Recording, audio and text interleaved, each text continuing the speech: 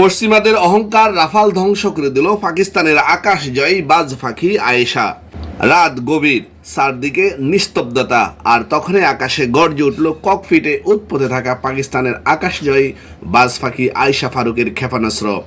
পাকিস্তানের এক ঝলক ক্ষিপ্রতা, এক নিখুঁত নিশানা, আর সঙ্গে সঙ্গেই ভারতীয় রাফাল পরিণত হলো ধ্বংসস্তূপে। মাত্র 27 সেকেন্ডের আক্রমণ, 8.7 সেকেন্ডেই ধ্বংস, এবং 4 সেকেন্ডের মধ্যেই নিশ্চিহ্ন হলো রাফাল। পাকিস্তান বিমান বাহিনীর সবচেয়ে চৌকস নারী পাইলটের আক্রমণে ধুমড়ে মুচড়ে গেল শত্রুপক্ষের $288 মিলিয়ন গর্ব রাফাল। শুধু ভারত নয়, সেদিন মাঝরাতের আকাশে চুরমার করে দেওয়া হয়েছে ফরাসি বিমানের শিল্পের ধাম্বিক ইতিহাসও। আয়েশার ছোড়া ক্ষেপণাস্ত্রে বিশ্বে প্রথমবারের মতো ভূপাতিত হয় আকাশ যুদ্ধের পশ্চিমা পঙ্খিরাজ Rafale. BBC, New York Times থেকে শুরু করে খোদ রাফাল কর্মকর্তাও স্বীকার করেছেন রাফাল ভূপাতিত হয়েছে।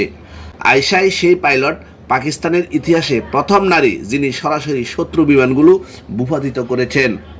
6 মে রাতের আকাশে ভারতীয় রাফাল যুদ্ধ বিমানকে ধ্বংস করে গোটা দক্ষিণ এশিয়াকে চমকে দেন পাকিস্তানের প্রথম যুদ্ধ প্রস্তুত নারী পাইলট আয়েশা। একটি ক্ষেপণাস্ত্র ছুড়ে দেখিয়েছেন নারীরা যে কোনো ক্ষেত্রে পুরুষদের সমান দক্ষতা অর্জন করতে পারেন। ভারতীয় রাফাল ভূপাতিতের ঘটনা শুধু সামরিক দিক থেকে গুরুত্বপূর্ণ নয়, এটি পাকিস্তানে নারীদের ক্ষমতায়নের এক মাইলফলক বলে মনে করছেন বিশেষজ্ঞরা। যে আকাশে এতদিন পুরুষের আধিপত্য ছিল, সে আকাশে এবার নারীর শক্তির গর্জন শোনা গেল।